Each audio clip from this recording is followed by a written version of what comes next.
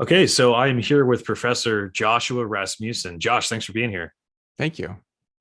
So, if you could just take a quick moment to introduce yourself, maybe talk about your background. Have you always been a theist, your educational background, and some current projects you're working on? Yeah, thank you. So I'm a philosopher, and I've not always been a philosopher. I mean, I guess you could say maybe as a child, I was a philosopher. I was trying to understand things, but I didn't know the term philosophy. Um, I think you might have heard my story a little bit. I was sort of brought up in a broadly theistic worldview, a Christian theistic worldview. Mhm. And then later, as I began to encounter objections to this worldview, I realized I needed to kind of figure things out. I needed to sort of check for myself. I felt this deep drive to sort of see if I could understand what was true for myself. And that really led me into philosophy. And so what I'm working on now is a book on consciousness. I mentioned this to you before. Mhm. And this book is on not just consciousness in general, but the particular kind of consciousness that organizes into persons like Mhm. you and me, that Right. specific kind. And so I'm very interested in that topic. So I would say kind of my main theme as a philosopher is to try to get insight as far as I can. So I always want to dig deeper as far as I can. Sometimes I tell people I'm interested in the foundations of things, the foundations of existence, the foundations of consciousness. Right. But actually, I was thinking, there's even a question about whether there are foundations. That's one of the philosophical questions, right? And so I think really it'd be kind of the most accurate to say that I'm interested in digging as deep as I can, all the way to the foundation, if I can do that. And if I can't do that, then I want to find that out as well. So Right. Awesome, man. yeah, Cool. Thanks for the background. So I guess we're gonna get right into it now. So the first question is, what are minds? So, it's just you're going to start with that question. yeah, that's a pretty intense one. Yeah. Now you But it's did give me just the questions ahead of time. unbelievable how I that saw could, that when I was like, oh my goodness, that's not yeah, an easy that's not question. the one to start with. It's But awesome. it's just pretty remarkable that conscious minds even exist, Yeah. right?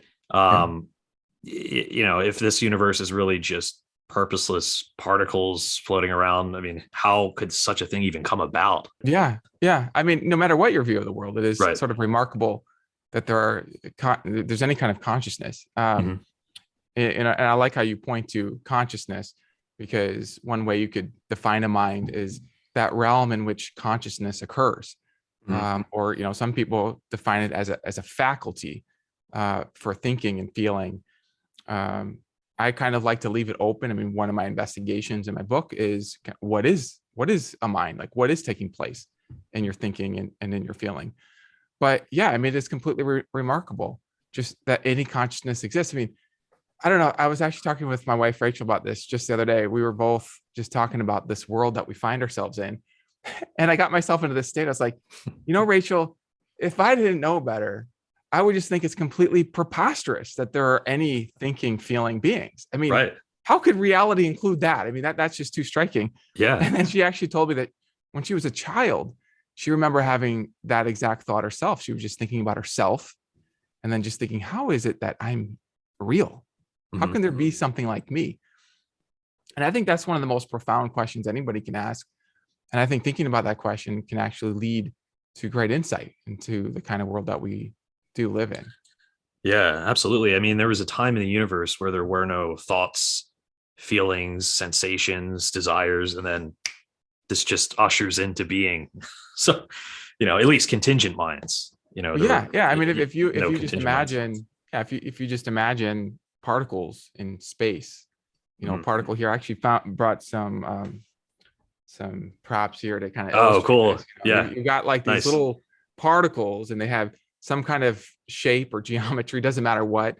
Maybe they're even colored in a certain way. Like um, maybe they have this sort of quality of giving off wavelengths. You can see their color, but in any case, it's sort of strange. Like, how can the motion or change of motion of these things, or the colliding of these things, actually be or generate or constitute Mhm. a real first person experience of Right.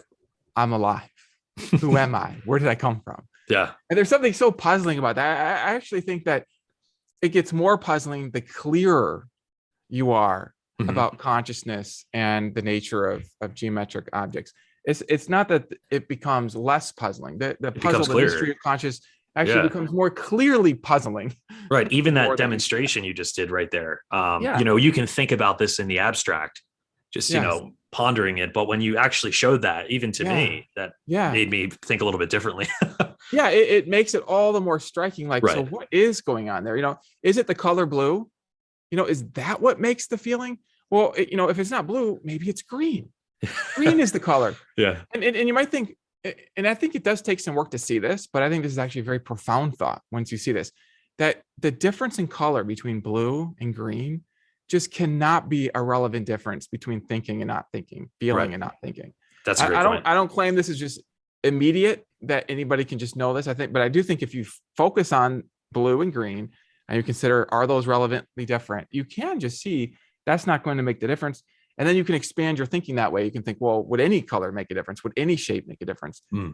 And then if not, it does lead to this deep puzzle of like, okay, well, then how can there be consciousness out of just geometric objects? How even Right. in principle could that happen?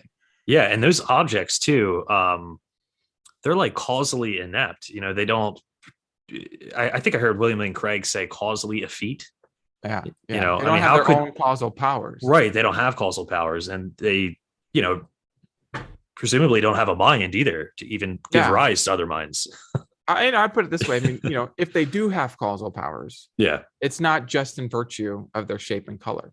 Mhm. And that's another way of kind of pointing to the idea that reality is probably more than just shapes and geometries. And this is exactly what the physicists are saying when they're studying the foundational aspects of matter.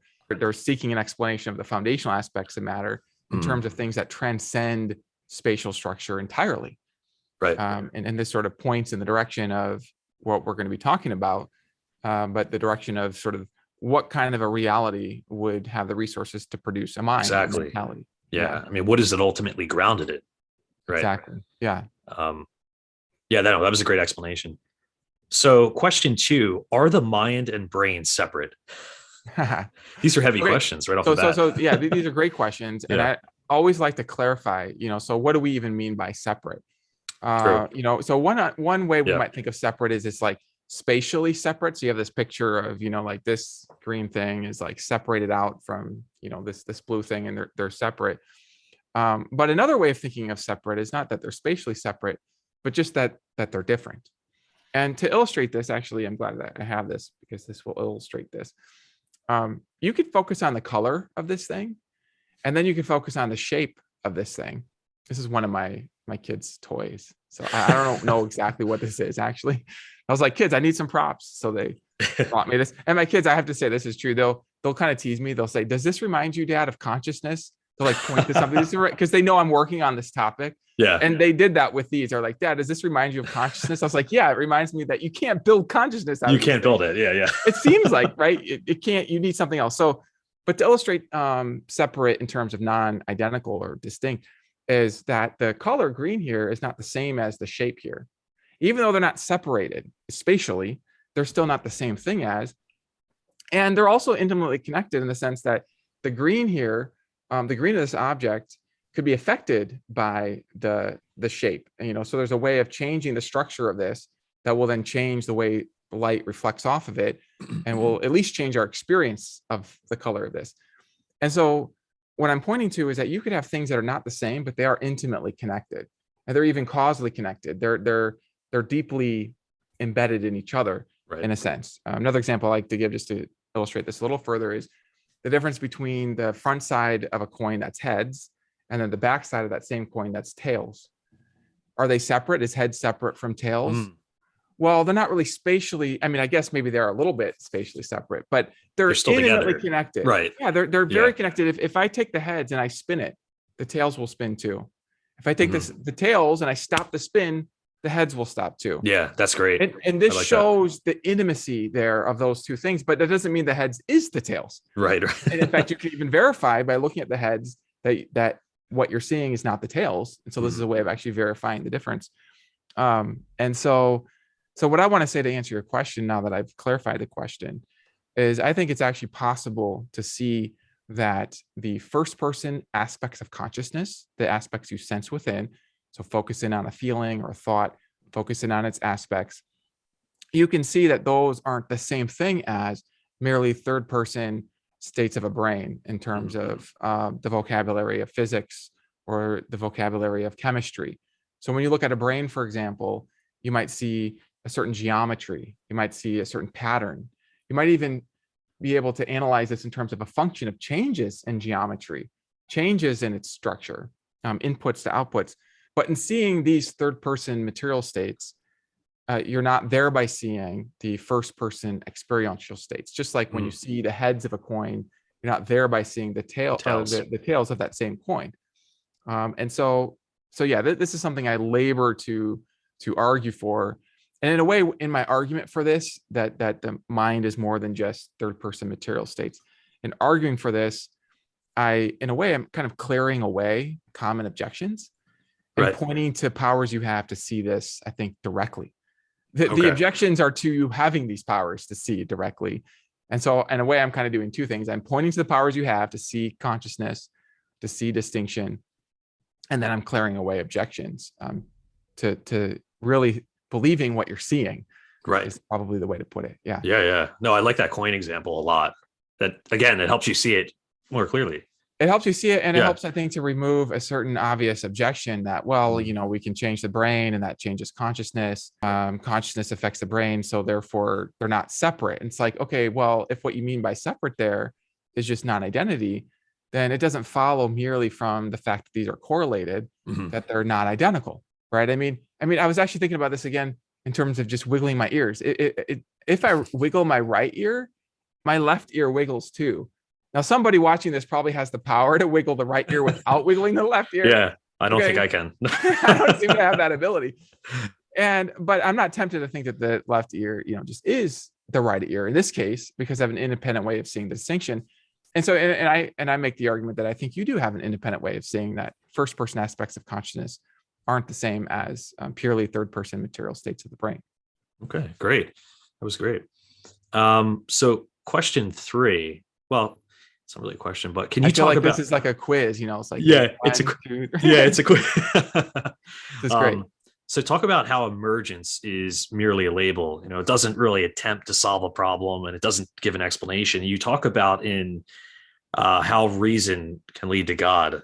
Yeah, how reason can lead to God. Question of emergence. Stumbling upon a rock and seeing water coming out of the rock. Emerging from the emerging. Rock. Yeah, you can't just say, well, yeah, it just emerges. That's not really an explanation. Yeah, so it is interesting. Sometimes when people think about theories of consciousness, they'll think of emergence as sort of maybe a solution to the deep puzzle of like, how does consciousness arise?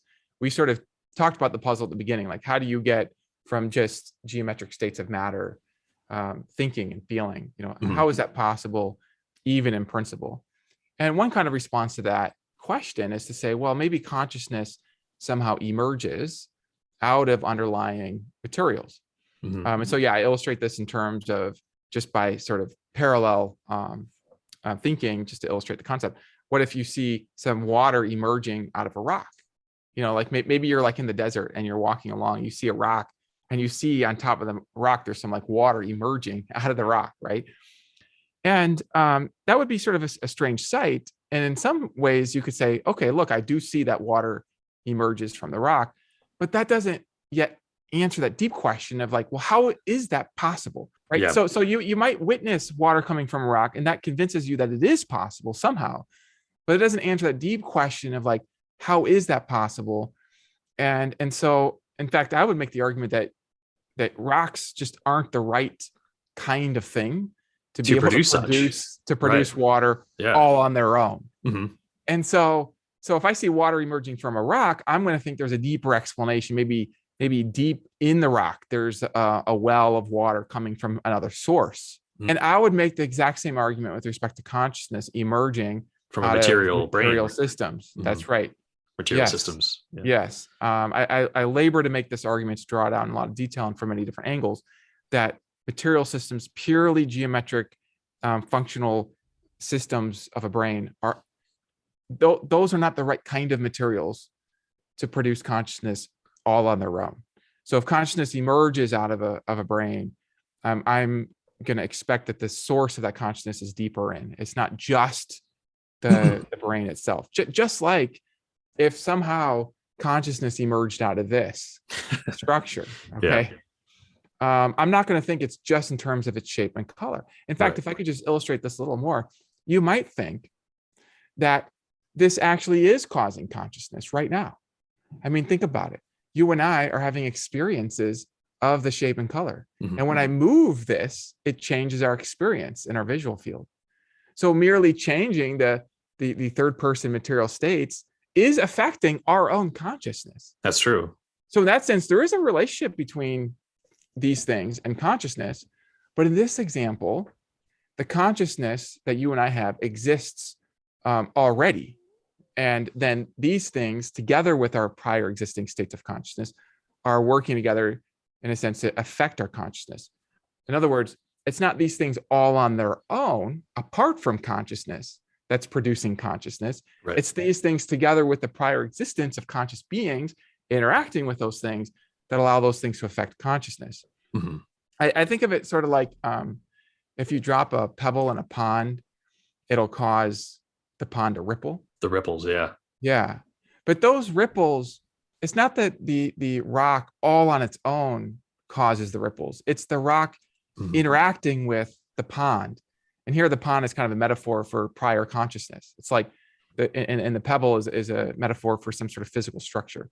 The And physical structure affects the prior consciousness and then causes those ripples. and even before that pebble drops, there's still a causal agent behind that The dropping act, of the dropping of the pebble. yeah, yeah, Yeah. yeah, So yeah, right. right. I really like that example. And even Because if there weren't, right, even if there weren't an agent there, still the pebble just cannot cause the consciousness all on its own.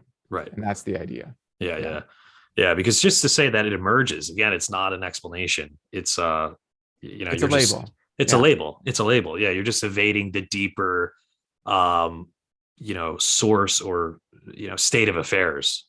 You're just avoiding that. So Yeah. Or inviting it even. I mean, I would actually make an argument that consciousness does emerge. And I talk about this mm, in my book. But the whole question is like, how does it emerge? how does it Right. emerge? Right. Yeah, that's it. And one of the things I try to make an argument for is that well, we actually witness consciousness emerging right within ourselves all the time. We witness thoughts and feelings emerging within us, within our minds, we could say. Hmm. Now that doesn't yet still answer the deep question of how is even that possible, Right. but it does Yeah. point, I think, maybe to a constraint on what does it take for consciousness to emerge. And I think that one of the things that you can make an argument for is that it takes at least the right kind of material. Yeah. Not Yeah. it can't just emerge from anything. And we actually know a certain material, if I could use that word, just through introspection. We witness ourselves as the kind of thing that can out of which consciousness can arise. So this kind of segues into question 4. Is it at all possible that information can come from something else than a mind? Right. So if you can kind of touch upon the foundational mind hypothesis, where it says mental reality is the foundation of the rest of reality, Yeah. where materialism states that there is no mind. These are just Yeah. mindless, particles in motion. Yeah. It's a great question. Let me ask you this. Do you have a particular notion of information in mind? Um, Not necessarily. Okay. Just Yeah. even any kind of information, within our cognitive faculties, just logic, mathematics. Yeah. I think Frank Turek uses an example. Say you're walking upon the shoreline, and it says, Josh is cool. Would you conclude that the waves wrote that, or the crabs? Probably not. You would conclude that some kind of mind, some agent had to have written Yeah. this. Because it has a kind of informational Because it has element. exactly. Yeah. Okay. That's good. Yeah. And one way you could think of that is that it's sort of meaningful to a mind. So like some arrangements are meaningful Yeah. to minds. And so because they're meaningful, you might think that it's more likely that they came from a mind. We could imagine hypothetically that information could come about. Let me say this, that rocks could form a meaningful arrangement by chance, right? Yeah. In principle. But that arrangement is also rationally situated, it seems. Yeah. So. In an environment. Yeah. Mhm. I think that's right. So I think there's a way in which even sort of rules of reality themselves are informational. And so I've been thinking a lot about sort of what is information in its most fundamental level. And there are different accounts of information. But one thing that strikes me is I've been working on this chapter on thoughts again, kind of revising my chapter. And in that chapter on thoughts, what I find is that the paradigm examples of information are in the contents of our thoughts.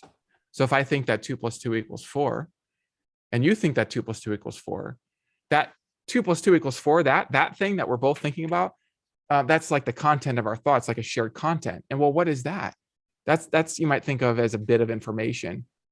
Hmm. And so if we think of information that way, as the contents of thoughts, philosophers sometimes call these propositions, Mhm. then it looks like the paradigm examples of information do show up in the context of thinking. And this is so fascinating to me because when I'm reading what physicists are saying about the nature of matter, some of them are saying that the nature of matter is itself fundamentally informational. Now, there's different ways, again, of analyzing that term That informational. information, right, right. Yes, but what they're saying on all the definitions, I've seen. So I was reading Carlo Rovelli's account of matter as fundamentally informational. And when I say matter is fundamentally informational, what I mean is that he's arguing that we can analyze the structure of space itself and the geometries in matter more fundamentally in terms of informational states that specify um, why reality would be one structure rather than another at different times. And so the informational states are actually metaphysically or by nature more fundamental than the geometric states. But then the question is, okay, what are these informational states? And Carlo Rovelli suggests a few analyses, but on all the different analyses that he gives and all the ones that I've seen, the more fundamental analysis is going to be in terms of something that is functional. So you have like a set of ordered pairs, or propositional. And functions and propositions are the kinds of things we find in thoughts. And so it makes sense to me then that the simplest account, even of the informational structure of matter, is going to be in terms of the contents of the thoughts of a foundational mind. If we want to give a deeper explanation, I think that we can give a deeper explanation in terms of mentality. And there's a surprising number of philosophers who come from a naturalistic perspective who they wouldn't say that they believe in God, but they're following these arguments to come to the same conclusion that the material world itself is fundamentally the fabric of a cosmic mind or a Wow. foundational mind. Yeah, I wonder, this kind of segues into our next question. Sorry, I got it mixed up here. How does the mind ultimately find its way back to God? Because that's really interesting. You were Yeah. talking about the materialistic paradigm. How could, what would a mind even look like under that? Yeah. If Yeah. it's not God, I mean, And I think that term God is sort of maybe a bit scary in a way, it it is. has Yeah, different we could just call it connotations. a substance. You could call it really anything. Yeah. Or some sort of fundamental mind, right? I Right. mean, sort of think about it that Yeah, way, a right. fundamental intelligence that has powers Mhm. to unfold the universe. And I do think there are different pathways. I think that the pathways sort of leave open freedom to explore for philosophers. But I have been intrigued to see quite a few philosophers follow a pathway through consciousness to the idea that there's some kind of foundational consciousness. Um, Philip Goff, I had a conversation with him recently on this topic. Um, Bernardo Kastrup is a leading philosopher of the mind who talks about this. Chalmers, people will recognize that name. He's got a wonderful TED talk where he makes a case for some kind of fundamental mentality. And these philosophers, they're coming from different angles and they're sort of arriving at a common metaphysic or ontology of reality where some mentality is fundamental. And they'll use different labels to describe this. But what's in common between these different philosophers is just the sort of fundamentality of mentality. Now, one of the advantages of this is that it does solve the sort of hard problem of consciousness, which is this problem of explaining Yeah. mentality in terms of just mindless matter, let's say. And so I use these as an example. If these are non-mental fundamentally, then there is this deep puzzle of how you explain mentality out of these things. I call this a construction problem. It's not just that there's a problem of explanation. I actually think that there's a problem of having the wrong materials, and that certain materials just can't produce they can't turn into consciousness on Mhm. their own. And I think it's possible to argue for this both on empirical grounds, but also I think reason can reveal this. I think when you just think about certain materials, you can see that plastic and rocks and things like this cannot just all on their own turn into thoughts. Yeah. I think that is possible to see. Now, I don't claim that that's sort of easy to argue for. There are some interesting objections to that, but I think it is possible to clear away the objections sort of one by one if we take a slow path. Mhm. So, Josh, if you could just touch a little bit more on how how does it ultimately lead its way back to God in the sense of, God is uncreated. This fundamental mind or substance just is. It's just I think Brian Yeah, Lefto said God is the only brute fact, yeah, right? yeah. Yeah, well, there's, every worldview I think is going to have some sort of ultimate. I mean, even if you believe in an infinite regress, Yeah. then that infinite regress in its totality is in a sense the ultimate. No Yeah. matter what your worldview is, I think you're going to bottom out in some reality that has no further external explanation of that reality. And so then you can think of that as your ultimate. Now, when I'm thinking about the ultimate reality, if we have consciousness at the foundation, well, then we can explain why we have resources to account for why the universe unfolds in a fine-tuned way to lead to other conscious beings who can then reflect back on the original consciousness. It also can explain why there's consciousness in the first place. In a way, the explanation is that there's consciousness in the first place because some consciousness is metaphysically necessary and Mhm. basic. It is the consciousness from which all else comes. It is the ultimate. So there's a way in which this sort of foundational consciousness theory is saying that there is no explanation of consciousness other than that there's some original unexplained consciousness. Yeah. And then I think that we can make an argument that the simplest account of that is going to shave off arbitrary limits and descriptions of it so that we end up with a just purely perfect consciousness or purely perfect mind. At least I think that that's one way that we can characterize this foundational consciousness without multiplying complexity beyond necessity. Mhm. And then I think that this account also has a lot of predictive success because then it successfully predicts that there would be the powers to fine tune a universe for us. That it successfully predicts that not just that there's consciousness, but that there's the specific kinds of consciousness Kinds of consciousness. Yeah. that can think and reflect and have moral character. I mean, even atheists like Graham Oppy agree that there has to be an ultimate foundation. Of course, they might just differ on the nature of what that foundation is, but Yeah. we mentioned the infinite regress. They're just deferring. There's really no explanation in that. You're just positing more chains of contingency, but a chain of contingency is a contingent phenomena. So it's got to stop somewhere in some kind of necessary source that even gives rise for any possibility of contingency at all. Yeah, I think there So, is a good argument there mhm. in terms of explaining contingency in terms of something deeper in. And let me just say, this argument from consciousness to a fundamental consciousness is a path that can even leave open this argument from contingency that you pointed to. I like what you said about Graham Oppy finding his way to an initial foundational item that has necessary existence that explains contingency, um, because he's would call himself a naturalist philosopher. And so that shows that this isn't just theists getting all excited about these arguments, Mhm. that many different philosophers are arriving at this idea of a foundational reality. And what I like about this argument from consciousness is that it's another path that can even leave open, let's say, the necessity of the foundation. Philip Goff, for example, on his model, his current model, is that the foundational mind has contingent existence, and yet it is still foundational and uncaused. It is still the root of the rest of reality. Wow. And That's very interesting. I think he kind of maybe could leave that open. I was reading one of his recent works where he says, if I am convinced, something like this, I'm paraphrasing, like if I'm convinced that there needs to be an explanation of contingency in terms of some deeper necessity, then I'll think that this foundational mind just has that necessity, has that necessary nature.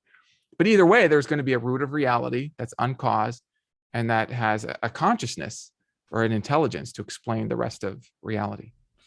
Is there how, where does our epistemic um, access take us?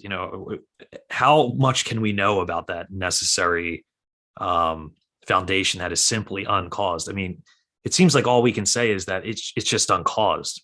We can't get inside of that Uh-huh. Uh-huh. substance. I mean, that just fascinates me. You Yeah. know, How do you peer into how it do and see it is it even as it is? possible, or is our epistemic Yeah. access just completely cut off at that um, necessary bruteness, so to speak? Yeah. You know, I like to even kind of back up a little bit and just kind of think carefully about, well, what does it mean to have access to something? mm, What does that really mean? it's a good question. And minimally we could say, well, what it means is that we can say something true of it. Can we say anything true of ultimate reality? Now, initially there might be this sort of worry that, well, ultimate reality is too far removed from us. We can't trust our finite faculties to sort of peer into ultimate reality to say anything about ultimate reality. Right.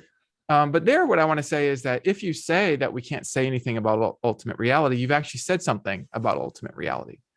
You've Good actually point. said that it's the kind of thing that you can't say anything about, and that is saying something. And you've made a knowledge claim If essentially. I mean, if you claim to know that you can't know anything about ultimate reality, right. then I think Exactly. there is this problem of that being kind of self-defeating if you press that too far. Mhm. Um, Also, I think that it is possible to say some things just by reason about ultimate reality. For example, I can say that ultimate reality is not both square and circle at the same time, because that would be a contradiction. Right. And so and I'm pointing to these examples because once you open up the door to saying something about ultimate reality, then it opens up the door to saying more things. Ultimate reality is not a colorless green alien, because if it were colorless, it couldn't be green. So that's something we can say about ultimate reality. Well, what else might we say about ultimate reality? And there, I think that there are these arguments. Not everything has to be equally clear, but I think that there are these arguments that can point to the mentality of ultimate reality. That ultimate reality has the resources of a mind in order to explain other things. Now, I moved through that argument quickly, but we pointed to sort of this hard problem of consciousness. And that is a problem that I think can lead people and has led people to conceive of ultimate reality as having consciousness. Now you might want to go further, say, well, can we say something else? Can we say something about sort of the deepest nature Yeah. of ultimate reality? And there, I like to leave things open as much as I can, but I have this working hypothesis that the sort of deepest aspect of ultimate reality is this pure positivity, this pure perfection, I sometimes call it. And that this perfection is, in a sense, the deepest nature of ultimate reality. And if pure perfection has any further explanation, it's grounded in the reality itself. Yeah. In the way that maybe a thing can ground its attributes, maybe the ultimate reality or the substance or whatever you want to call it grounds its basic nature. And then you could ask, well, do you have insight into that thing? And now I'm going to conclude this little monologue here. We're in the weeds here a bit, right? Yeah, we're deep in the weeds. We're in the Okay. weeds, man. We've been in the weeds for a long time. We went under the sea. We found weeds under the sea. We dug under those. Exactly. Yeah. But I actually have this kind of interesting hypothesis that you can actually witness I'm going to use the term God now, God himself, by looking in and witnessing yourself. And that in some sense, God is in you in a deep metaphysical way. That when you have that sense of I, you're not just seeing your I. You're actually looking deep within your I, all the way to the I of God, the I am. And that you actually have this intimate access to God right within you. Mm-hmm.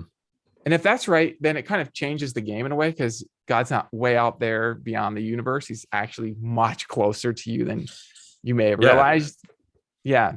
I mean, if God really did create the universe and all of, these participatory creatures, he is in us, or the substance, whatever you want to call it, that first source, that inexhaustible source of all reality is in every single fiber of our being.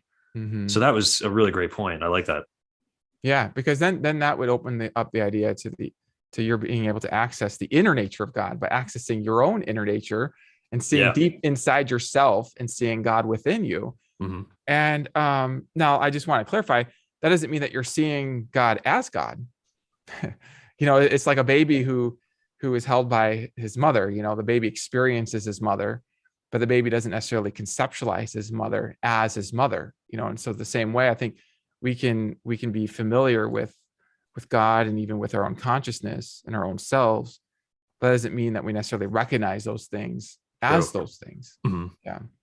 Yeah, and even just um, persons, we could Yeah. never know them in it of their self, the totality of them. Yeah. So There's always more. there's always more. Yeah. So you kind of touched upon this a little bit, but can you discuss your thoughts argument? Like maybe Yes. break it down, like the premise 1, 2, and then the conclusion. I was reading this in your draft that you Yeah. sent me, Yeah. but I forget how the structure It's a of it. it's a complicated argument, and I've had different iterations of this. I do have a video version on my YouTube channel, Worldview Design, on the counting argument, and that if you grab a link to that, can maybe help Okay. people to sort of follow the argument, because I try to display it in a picturesque way. But the seed idea of this argument, well, let me just say, one of the goals of the argument is to illuminate the nature of thoughts. At least on one version, that's what I'm trying to do, is illuminate the nature of thoughts. On another more recent version, I actually see a way to illuminate not just the nature of thoughts, but the basis of thoughts, how thoughts could be. And so that's kind of the goal of argument, to illuminate what thoughts are, and then to illuminate the basis of thoughts. And then the seed of the argument has to do with counting. So I'm just going to sketch it, and we're not going to go into all detail, but Right. the basic idea is that through inspection of your own thoughts, you can see within them certain logical relations. For example, if you have the thought that there are cats, and then you have the thought that snow is white, then you can build a more complex thought that there are cats or that snow is white. Mhm. Now, when you have the thought that there are cats or that snow is white, you can, and you have to do the work. I mean, you can't just look at somebody's brain to see this, but you just look in your own thought and you see, oh, there's an or relation. There's an or, a logical or, and you understand what or is by your own acquaintance with or. Okay. This is one of those familiar things. Not too many people think. They ask us, like, what is or? Why does reality give rise to such things as To or? ors, to ors. That's it. Yes, the logical Yeah. ors. Yeah. And the logical and is no less mysterious and interesting and fascinating and familiar. Why does reality give rise to logic at all, right?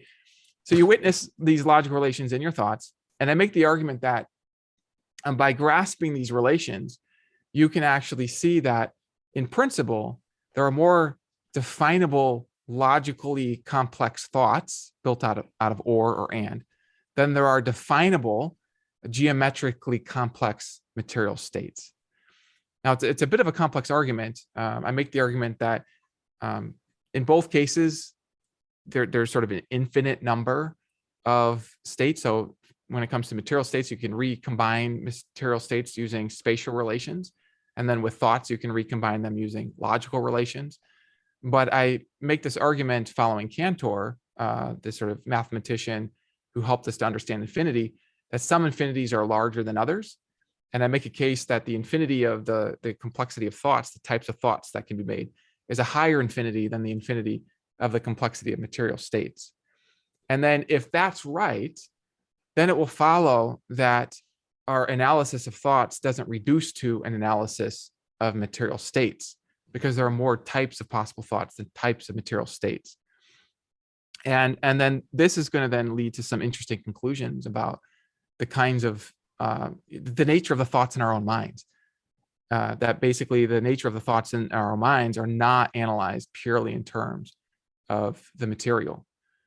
And also then I go on to argue that they can't even be derived out of the material, because again, there are just more types of thoughts than types of material states from which you could derive those thoughts. And I make this kind of uniformity argument that if you can't derive certain types of thoughts out of the material, then merely changing the complexity of the thoughts is not going to change whether in principle they could be derived from the same category of reality, the material reality. So I end up making the argument then that it's actually just impossible by the counting argument to derive thoughts out of mindless matter. Yeah. I mean, it seems so intuitive as well when it's, broken down, that thoughts just cannot come from material objects. It just seems so intuitive for me, at least. But yeah, and a lot of philosophers will join that intuition even without this fancy Yeah, founding argument. right. I was just thinking about Alexander Rosenberg. I mentioned him. He's a philosopher from Duke, philosopher of science, and he actually shaves away thoughts from his view of reality because he thinks that thoughts cannot arise or be accounted for in terms of fundamental physics. So he Wow. thinks there are no thoughts. He thinks there are no thoughts, I mean, it which I becomes, love. yeah, it becomes ad hoc. I mean, to a certain degree. Yeah, what would an argument even look like for that, to say there's no thoughts? So the argument is really, I think, an argument. It's a piece of the argument for a foundational mind. So here's the piece. If there is no foundational mind, then there are no thoughts. Mm. The next piece of the argument is there are thoughts. Therefore, there is a foundational mind. Okay. And what I love about the first piece of the argument is that there are philosophers who don't believe in a foundational mind who will accept that argument, that first piece of the argument. And basically what he's worried about is how you analyze thoughts purely in terms of fundamental physics. I mean, it kind of goes back to a version of the argument that I try to sort of display by looking at these little bits of reality. It seems like once you understand that these are characterized in terms of shape, you can also understand that merely changing the shape, scattering them, is not going to suffice for making something that is itself thinking, if thinking is to be analyzed in terms of shape. Thinking Yeah. is not the right kind of thing. And so a number of philosophers, I mean, Chalmers as well, sort of follow this argument to the conclusion that, okay, well, then either there are no thoughts or feelings, or thoughts or feelings, or something out of which thoughts and feelings can be made, some kind of maybe proto-consciousness or something Something, right. that's in the realm of consciousness has to be foundational. Hmm. Yeah. And so, I mean, I actually love Rosenberg's argument because I think he displays a kind of courage and a kind of honesty to sort of unpack, okay, on this sort of, I think this is in his book, An Atheist's Guide to Reality. And so he's basically taking a certain version of atheism and he's drawing it out to the implications that he thinks follows from that version of atheism. Mhm. Now, I want to just emphasize, not all atheists, not even most atheists follow his path there.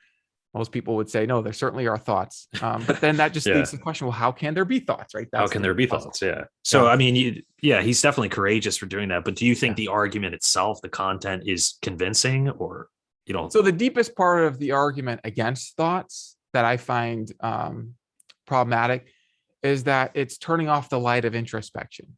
Mm. It's basically saying you can't witness anything within you. You can't witness thoughts. You can't witness feelings. And in my book, I actually make the argument that without introspection, science crumbles.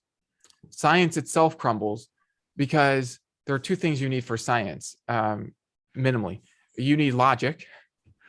Okay, you need to be able to make deductions to be able to figure out that your scientific hypothesis predicts something, and to figure out that if you have a conclusion, that conclusion is not both true and not true. You need some sort of logic. But I think you only witness logic through the introspection of seeing logical relations within your own thoughts. I think that's how you see logic. It's through introspection. Right. If the introspection wasn't there, then what is science?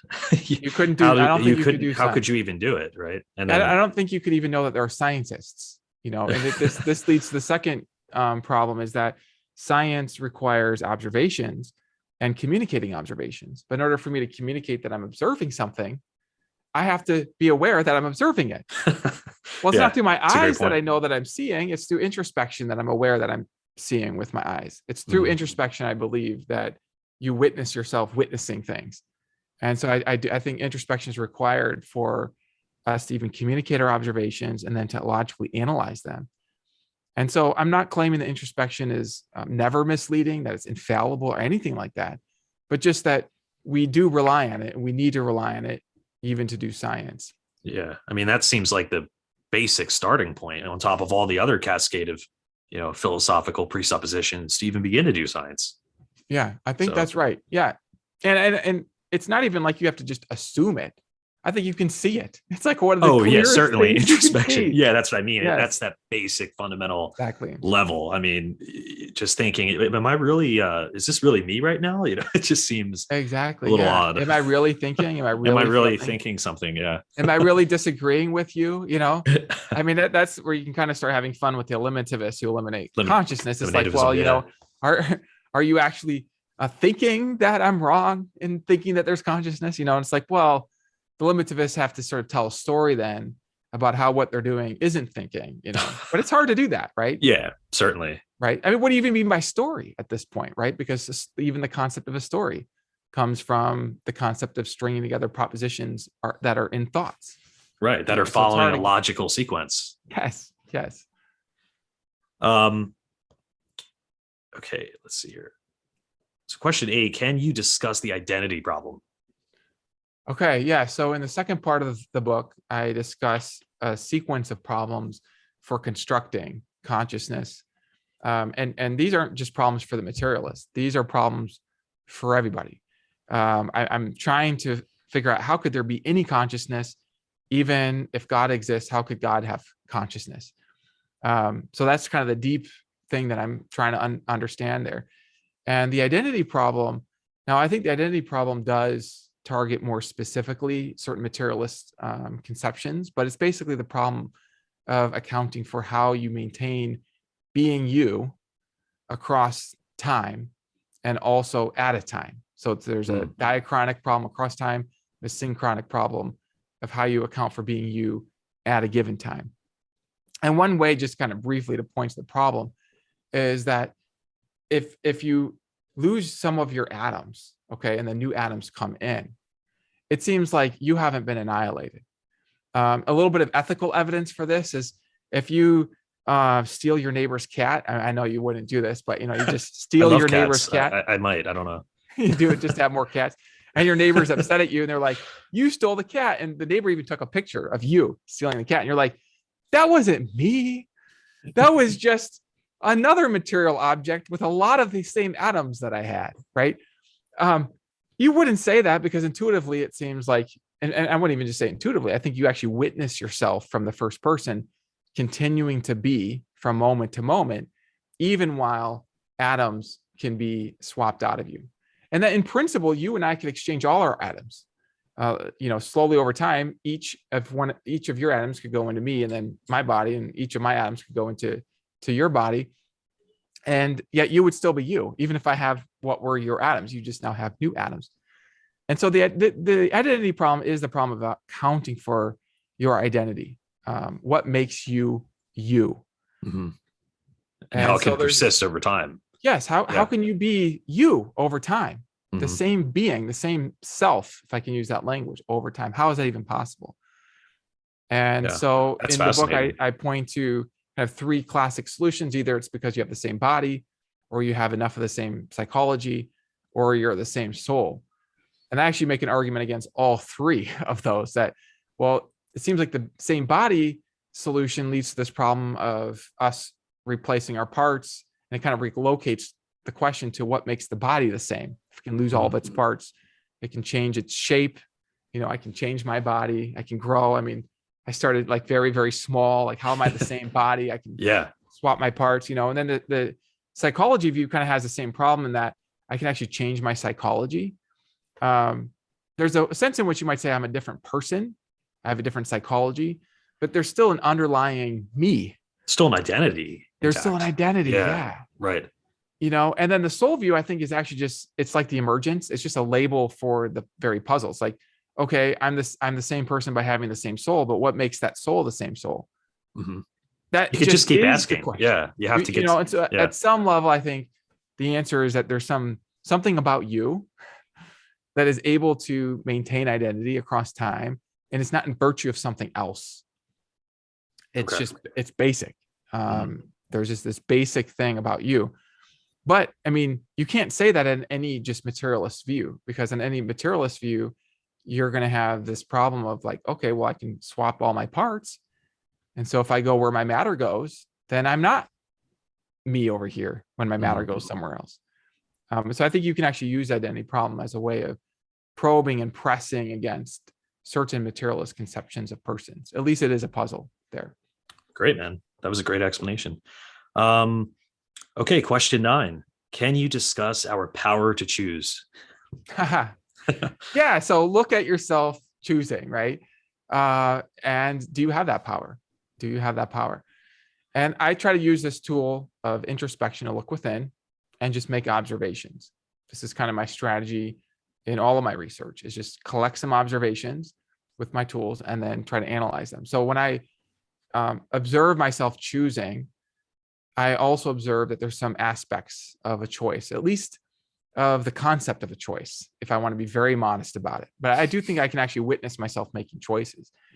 And what I observe there is that there's some conditions. And one of them is that there's what's called the source condition, that I'm the one making the choice. Other things might influence me, but ultimately I'm the one who makes the choice. I witness myself choosing. Now, there are other conditions. I'm not going to go into them here, but just to focus in a little bit more on that source condition and why that can actually be a very profound thing for your worldview. Just thinking about how can you be the source of your actions if fundamental reality is mindless particles pulling the strings on what everybody does. This has nothing to do, by the way, with determinism or indeterminism. Some people say that at the smallest level, at the quantum level, things act non-deterministically. They act probabilistically.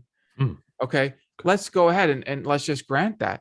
But if these bits of reality are the foundational bits of reality, and these are mindless bits of reality, and they're moving along probabilistically, non-deterministically, and everything else is itself just a byproduct of what these things do, then on a certain kind of bottom-up materialism where I am a byproduct, a configuration of particles, there's this deep problem of how I could have the power to choose, how I could actually be the source of my actions if actually mindless things are pulling the strings. I think this could actually get very clear if you could just like see the strings. It's almost like because it's the forces are invisible. Yeah, you almost don't see it. But like if you could just imagine these like aliens with hands coming out of the sky and like strings coming down, okay, and they're just making people do what they're doing. That I think is a good metaphor for mindless particles making you do what you're doing. Right. And I think that if you think that the beings wouldn't be free if the aliens are pulling the strings, then for the exact same reason, I think there's the exact same reason to think that if mindless particles do everything, then you're not free for the same reason. Wow. It's mindless things that pull the strings. And the thing I like about this argument is I don't have to argue for the ability to do otherwise. It's just the minimal condition of being the source of an action, which I think you witness right within. Yeah. You witness yourself making choices. One thing I talk about in the book is this sort of neuroscience stumbling block. Some people say, well, neuroscience shows that the brain actually is driven to do what it does because of underlying chemical reactions and particles and whatever it is that's the underlying physical mechanisms. But the problem is I think actually there's a philosophy that's used to interpret the science. And I go through the latest science on this, the Libet experiment and others that are more recent. And I talk about why actually it looks to me that the science is showing exactly the opposite, that your consciousness that you access through the first person can make your brain change. You can think positive thoughts and it will change what's the pattern and the structure and the behavior of what's going on in your brain.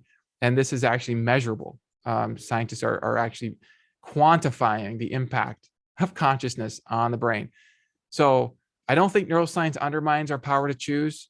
Yes, these are controversial waters, but I think that actually, if anything, what the neuroscience actually highlights, what I think you can witness right with your own first person perspective, your own introspection. It shows your powers to change your brains. So I kind of want to note that because I think sometimes people will hear a story about what science says, and then that story will, in a way, become a lens of interpretation. Yeah. If they actually look at the scientific data, the story becomes interpretation, even of their analysis of the data. But that actually, the data really is pointing to your power to choose. At least that's my analysis. Now you might say, well, that's because I'm looking through the lens of my my exploration, my view. But my view is driven by thinking about what it takes to have freedom, as well as looking at the scientific evidence. I mean, I can just tell you that honestly, that my view has changed from reading the science and reading the sort of the analysis of consciousness and free will. So it's a big topic, but I do think that your own power to see yourself within gives you the power to see that you can't just be a puppet of mindless particles, it seems to me. Wow. Well, that's a lot there. You know, Yeah. I put a lot on the table, but Well, that was great. That thank was you. the last question. Did I So pass the quiz? 10 you questions or got 9 an A. questions? You got an A. Okay. You did A pass. minus. Well, thank you. Josh, man, I really appreciate you being here. And Thank you. I hope we can do it again sometime soon. But before you go, where can we find more of your work? And when is your new book coming out? Yeah, thank you. So you can go to joshualrasmussen.com, and I have free resources there, articles I've published. And then I've got this YouTube channel, Worldview Design, just YouTube Worldview Design. And then as far as this book on consciousness, on persons, I'm really taking my time to revise it and refine it and get feedback. So it might come out maybe later in the summer. I'm thinking probably more toward the beginning of next year. I think that'll Okay. probably be a good target for that. Yeah. So this Great, has been man. a lot of Yeah. fun. Thank you. Can't wait to read it. Thank you. All right, Josh, take care and thanks for coming. Thank you. All Okay. right. Take care. Bye.